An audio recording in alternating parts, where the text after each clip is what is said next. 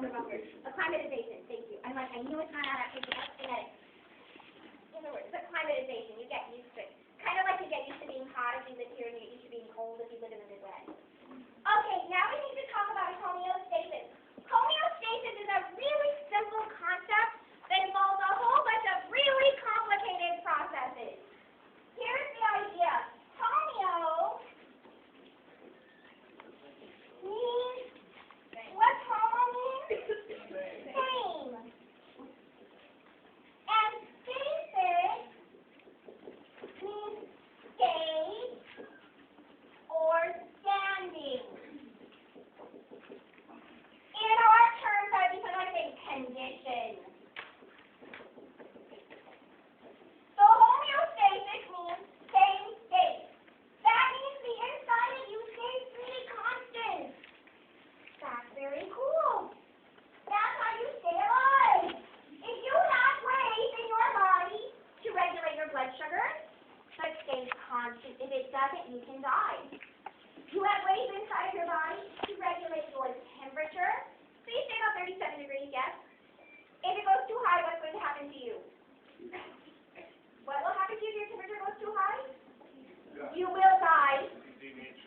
Yeah, you denature your proteins and you're dead. What happens to you if your temperature goes too low? You die. The pH in your blood stays at about 7.4, stays real constant.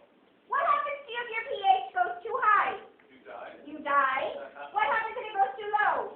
You die. Are we getting the pattern here? You gotta stay homeostatic or what's going to happen? You die.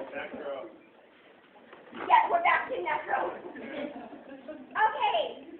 So, homeostasis is defined as maintenance of internal conditions within certain boundaries.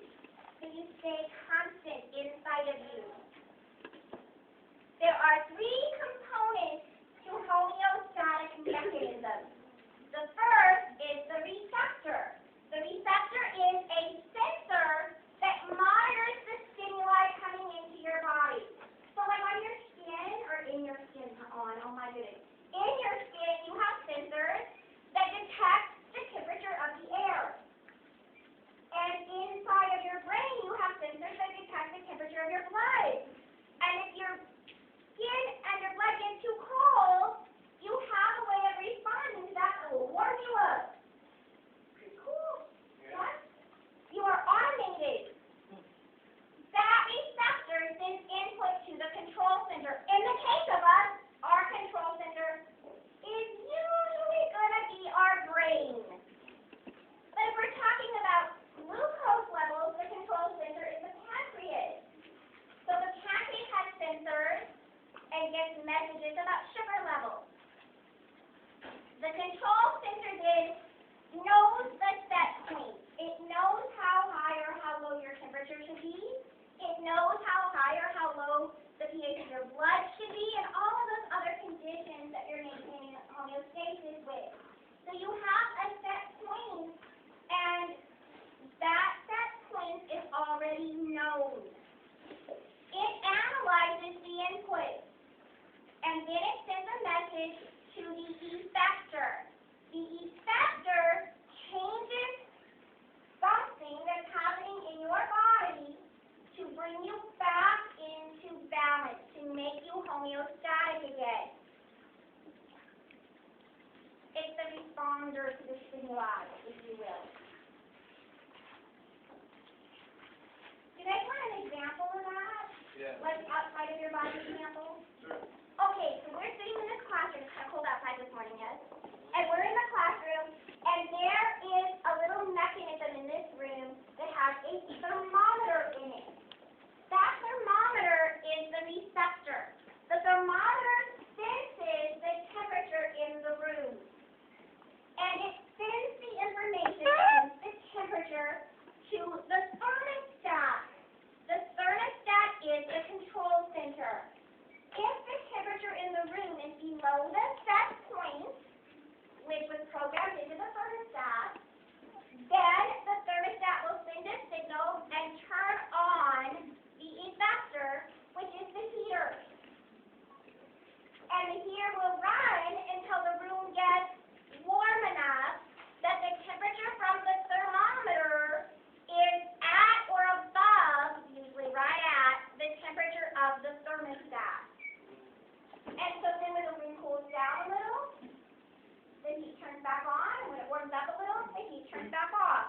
down a little, the heat turns back on, and when it warms up a little, the heat turns back off. The same with the air conditioner, if you have central air in your house, it's the same way the air conditioner works. I never had central air until I moved to Texas. I thought it was like magical. Very cool, well, very cool, literally and I guess figuratively both. Okay, the afferent pathway approaches the control center. So this is the path of the message from the receptor to the control center. The efferent pathway exits the control center. So this is the one that goes from the control center to the effector. I'm going to give you a little tip here. Afferent always means it's going in. Efferent always means it's going out. Now I know your TA is probably going to say afferent and efferent. Because afferent and efferent. But if we say afferent and efferent, you'll be able to figure out what I'm talking about. Without going, which one was that? Is that the A or the E? So I always say afferent and efferent to help my students to recognize the word. Here's the thing. Afferent always means going in, efferent always means going out. So for example, if we are talking about the capillaries going into the glomerulus, you don't have to know what a glomerulus is yet. You'll learn that next semester. The afferent capillaries go which way? Into the glomerulus or out of it? Into. The efferent capillaries do what? They go out. Now you have a lot less memorizing to do. Yes, because now you know, afferent always goes in. Efferent always goes out. Once you know that, it makes a lot of other things a lot easier. Okay. All this homeostasis stuff is based on feedback and regulatory systems. Now there are two kinds of feedback. There's positive feedback. Positive feedback disrupts homeostasis. Positive feedback goes against homeostasis. It changes the status quo. Got it? Positive feedback changes the status quo. A good example of that is when a woman goes into labor, the contractions trigger hormones that cause more contractions, which triggers more hormones, which causes more contractions, which triggers more hormones, which causes more contractions until the baby comes out. If that were negative feedback, the contraction would trigger hormones that stop the contraction, and the baby would not come out, because you would maintain status quo. Well, nobody wants to be pregnant forever. So, by the time it's time to have the baby, everybody wants the baby out. Trust me. Okay, negative feedback promotes homeostasis. It promotes the status quo. It's a little bit simplistic. It all leads eventually to overall homeostasis, right? But it gives you an idea of what we're looking at here. Okay, so let's look at a feedback mechanism. This is homeostasis, right? If you are in balance, you are homeostatic. Let's say that a stimulus has changed something. Maybe we got too hot, maybe our blood sugar has gone up, whatever. Something has happened to disrupt that balance. That stimulus is detected by a receptor. The receptor sends a message, sends input to the control center along with pathway. Which one goes in? Afferent. Then the control center sends a message to the effector by which pathway? The efferent. And that causes a response in the effector, which brings us back to level, makes us homeostatic again. So far, so good? That's pretty simple, yes? I gave you some tutorials on this online so you can practice it to make sure you've got, wires before you have to answer questions about actual mechanisms on tests. Now, negative feedback, that's most of the feedback mechanisms is very common. The response reduces or shuts off the original stimulus, and the variable is going to change in the opposite direction of the initial change. So it puts you back from here to here. It restores the original balance. Some examples, a really good one and a super simple one to understand is regulation of body temperature. That one is a nervous system control. It's a fast control, and it does involve your brain. It involves a specific region of the brain that I'll show you where it is when we get to the brain. Also, regulation of blood sugar is a really good example. That one is a lot more complex, and it is accomplished by insulin. It is a hormonal control mechanism that is controlled by the pancreas. We're not going to do all of those hormones this semester. That's an anatomy Tuesday. But you will notice I will be using diabetes mellitus and insulin in a lot of examples because it's going to be, and already is actually, a very, very serious problem for us, especially here in the Valley. And we're looking at, I think the statistic was 60 to 80% of all adults in the Rio Grande Valley having type 2 diabetes by the year 2020. Isn't that scary? Yeah. Do you know Hidalgo County is the fattest county in America? I believe it. Yeah. Well, I don't know. I've been to the Midwest recently, and wow. But maybe it's because I'm around young people so much, so I don't see as many who are obese. Okay. Let's take a look at some examples of feedback mechanisms, starting with, we'll do body temperature first. When you get too warm, your body temperature is risen, the receptors in your skin and temperature receptors in your brain send messages through the afferent pathway to the thermoregulatory center in your brain. That's your control center. The control center in turn sends messages out through which pathway? The efferent pathway to the effectors, in this case the sweat glands, and you sweat. When you sweat, the water on the surface of your skin is going to evaporate. That pulls energy in the form of heat away from the surface of your skin and cools your body, and your temperature goes back to normal. You go back to homeostasis. If you get too cold, which seems to be more likely for today than too hot, but if you get too cold, the receptors in your skin and in your brain sense that your temperature has fallen. Those signals go to the control center through which pathway? The afferent pathway to the thermoregulatory center in your brain, which is your control center for temperature, which then sends out a signal through the efferent pathway to the skeletal muscles, and you start to shiver. Those little contractions of those skeletal muscles produce heat, and that warms you up, and you increase your body temperature. Pretty cool, right?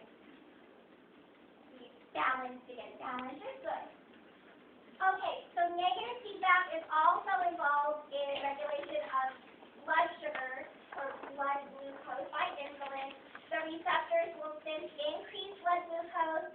The pancreas, which is our control center, will secrete insulin in the blood.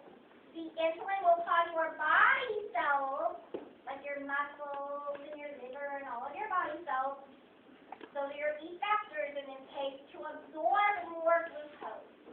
And that will lower the blood sugar level. Here's the issue with this particular control mechanism.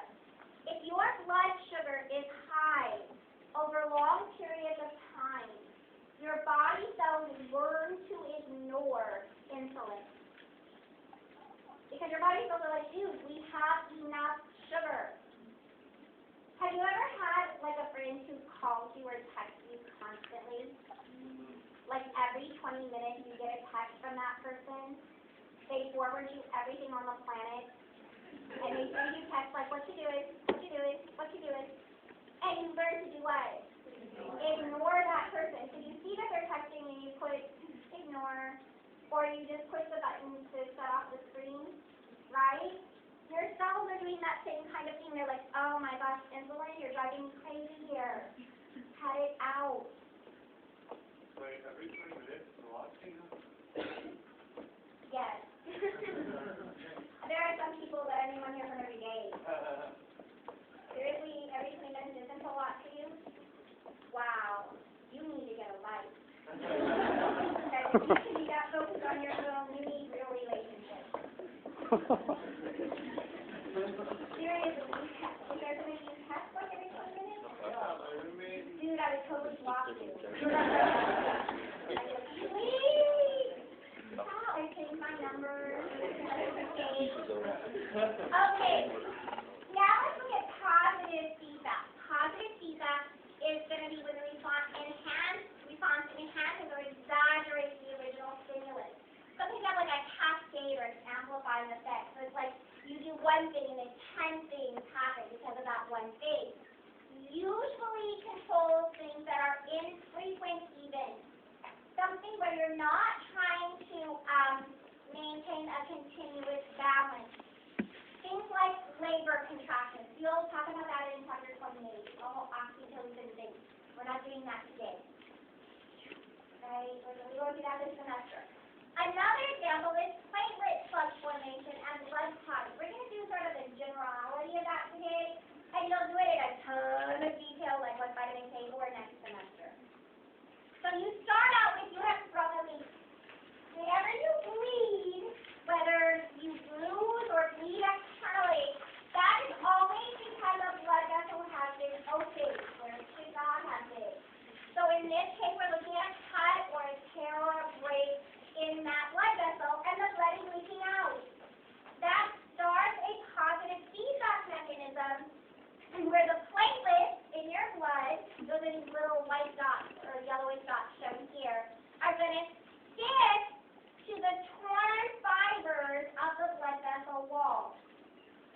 We'll talk more about that next semester, okay? I don't want you to freak out that I'm not giving you all the names of the fibers and the vitamins involved in things. We'll do that in a ton of detail later, next semester. You get this positive feedback loop started. So the platelets that stick send out chemicals that cause more platelets to come in and stick. And they send out more chemicals that cause more platelets to stick, which send out more chemicals that cause more platelets to stick, until there's not fibers left to stick to. Once all the fibers are covered up, that hole is plugged, it's closed off. So we don't have any reason to keep doing that, and that will stop the feedback cycle. Because platelets coming here wouldn't have any fibers to stick to. So they don't stick, they move on, there's no more chemicals attracting more platelets. Okay, let's talk for just a moment about homeostatic imbalances. I'm going to give you like the really cool, big scientific definition, and then I'm going to tell you what it actually means. Are you ready? Yeah. A homeostatic imbalance is any disturbance that causes a change in the internal state of the organism beyond normal variation in the system. So anything that causes your temperature to go above 37 degrees Celsius, anything that causes the pH of your blood to go above or below 7.4, anything that causes your blood sugar to rise outside of normal ranges or fall outside of normal ranges would be a homeostatic imbalance. That is the technical explanation for that. Let me give you what that means. Homeostatic imbalance means illness. If you have a homeostatic imbalance, you are sick. I know. Why didn't we just say that to start with, right? Because you want to know what that actually means, and that's what an illness is. If your body is outside of its normal condition. Lots of things can cause illness, and the first thing we are homeostatic imbalance. The first thing we always think of is diseases, things like the flu and a cold and amoebic dysentery and malaria and giardia and schistosomiasis. Maybe y'all don't think of those, but I do. And infected too. Causes homeostatic imbalance. You see how it works? So that's just an illness thing. Other things that cause homeostatic imbalance, one is aging. As we get older, our bodies get less and less capable of maintaining balance. We have a harder and harder time maintaining ions in our blood, maintaining density in our bones, healing wounds, clotting injuries. As you get older, your body starts to break down a bit. That is part of aging. That's why you want to be helping out, right? Because you don't want to be my age and suddenly realize you don't have enough calcium. Yeah, I'm good on calcium. So like sweating be considered illness then? No. No, because sweating is not a homeostatic imbalance. But it's kind of correcting the balance, isn't it? But you're not in a homeostatic imbalance, you're maintaining homeostasis. Now, if you get so hot that you stop sweating, that's a homeostatic imbalance. Yeah. What about the cold sweat? I know cold sweat has to do with some types of Cold sweat a lot of times is nervous system related, or you feel so hot from a fever that you feel cold when you sweat. It depends on what you mean by cold sweat. Okay, another causative agent of homeostatic imbalance is malnutrition. Mal or mal means bad. So bad nutrition. We have a problem with this because we think malnutrition is the kiddos who are starving to death in Africa, right? That's not what it means. You can be obese and still be malnourished. Because malnutrition just means that your body is not getting all of the nutrients it needs. So excessive calories does not mean you are getting nutrients. I know. This means that if you eat a Big Mac, a large, have you seen the fry sizes? Oh my gosh. I went to Whataburger and had a sandwich and they're like, do you want to upsize that? And I'm like, yeah, I would like a gallon of drink. Sure, let's upsize it. Because I'm like, we're going to share the fries and stuff. So yeah, we'll upsize it. I have never in my life, it was like a cauldron of soda. She went to hand me through the window. I could barely hold on to it. My hands, seriously, I could not get my hands around that thing. It's so big. And I looked at my friend who was with me, and I was like, I hope you're thirsty. And she went, wait till you see the fries. Okay, so with my friend and it was a Diet Dr. Pepper, if you're wondering, because that much sugar and that much caffeine, I would probably explode. My friend and I ate a burger at Whataburger with some fries. If we did that every day, we would gain weight. And we would be malnourished because we don't have any vitamins, we don't have any antioxidants. Are you getting the idea? So to not be malnourished does not mean to eat lots of calories. It means to eat the right nutrients. And you can get sick from vitamin deficiencies even when you're getting plenty of food. Does that make sense to everybody? So go out and pick an orange. Have a nice orange. A grapefruit maybe. Oh, some spring mix is nice. Eat something green once in a while. My daughter has a friend who never ever eats vegetables at all. She's gonna die. And her mom is like, oh, she's perfectly healthy. I'm like, okay, so then. 17 years old and I'm going to bed and do a bone density test. She's got some calcium issues. Because you can't absorb calcium without the right vitamins. We'll talk about that more later. Okay, let's do a tiny bit of anatomical nomenclature. Anatomical nomenclature, this is the specialized terminology of the field of anatomy. And we're going to begin with anatomical position. It is this. Each shoulder width apart, palms facing towards them. Sides. I am in anatomical position. Standing erect. Whenever we talk about the organization and orientation of things in the body, we are referring to how they are when the subject is in anatomical position. That is this. See how my hands are to the front? Not this. Because I will put my elbows to the front of my body. No, this. Okay. There are two major divisions of your body. There is the head and neck and trunk. They make up the axial region or the axis. And then there is the shoulder girdle and the arms and the pelvic girdle and the legs. That makes up the appendicular portion of your body.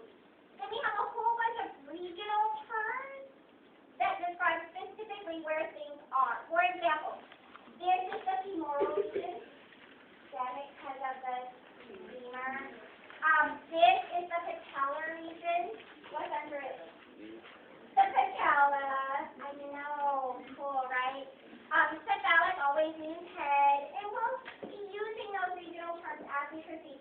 professor. I am not going to read these out loud and put them on the table because you will die of boredom and so will I. I did put up a tutorial for you so you can practice with this. I will not ask you to label the guide. I will use those terms in questions and assume you know them. But I'm not going to give you a test where you sit there and label the guide because that's a waste of our time.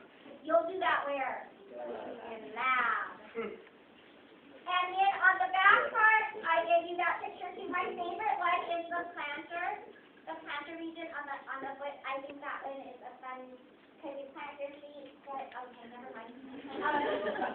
I just find that one amusing. Okay, we are going to do a little bit on body planes, starting with the sagittal plane.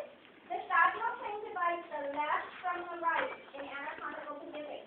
Median goes directly down the middle. Lateral goes down towards either side. So it can be all the way over here, be a little bit over. As long as it's not in the middle, it's a lateral sagittal plane or a parasagittal plane. Next is the frontal plane. When you are looking at your subject, the frontal plane divides the front from the back. The front part is anterior, the back part is posterior. I grew up someplace where people are kind of conservative, and my mom would say, sit your posterior down. Because even bottom was too radical. She would probably have a heart attack if she heard some of the things I might say to my kid. Like, sit your butt in that chair. She would be like, oh. Language. Okay. The transverse plane is a horizontal plane, and it divides the top from the bottom. You can have a transverse plane all the way up here. You can have a transverse plane all the way down there, as long as it's dividing top from bottom.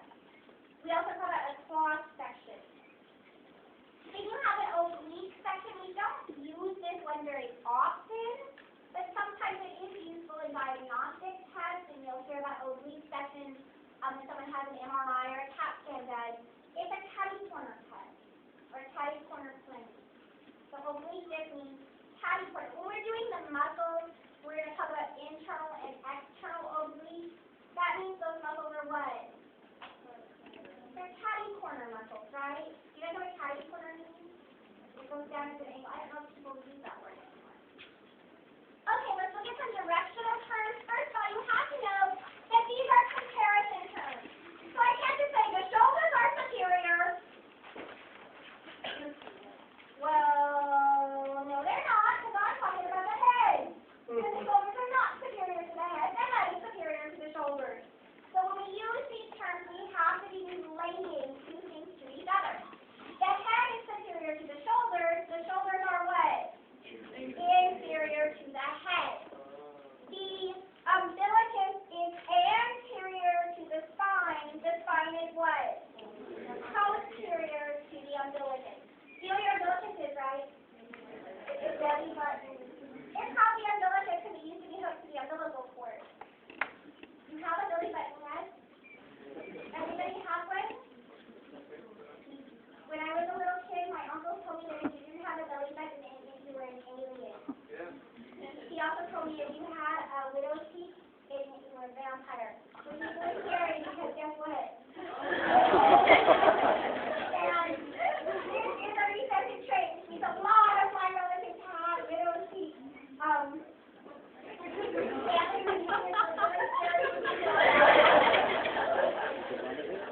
Okay, medial means that something is towards the middle. Lateral means it's away from the middle, to the side. Intermediate means that something is between. So we would say, like if I have a cut right here, my wound is intermediate to the wrist and the elbow. And I know that all the examples in your book are used to describe the body parts in relationship to each other, but when you get out into the real world, it can be used to describe a scar, it can be used to describe an injury or a bruise or a tattoo. So any marking that you might look at, you can use these terms to describe its location. Proximal means closer to the origin. Distal means further away.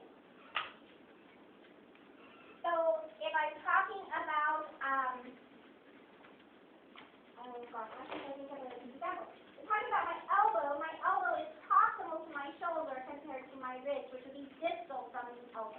Does that make sense? It's further away from the origin. Then you have superficial, that means toward the body surface or at the body surface, and you have deep, which means internal. So if you have a superficial knife wound, hopefully you'll never have one, but I had one once because I have knives in my kitchen, and I cut my finger. So I had a very superficial knife wound on my finger. And what did I need to do for it? I put a Band-Aid on it, right? Because it was superficial. But if I had dropped the knife and it had gone through my foot, that would be a deep knife wound. And what would I need to do? Go to the hospital, right? And don't drop knives on your feet. Always wear shoes in the kitchen. Distal is further away. So proximal is closer, distal is further. Okay, our body cavities.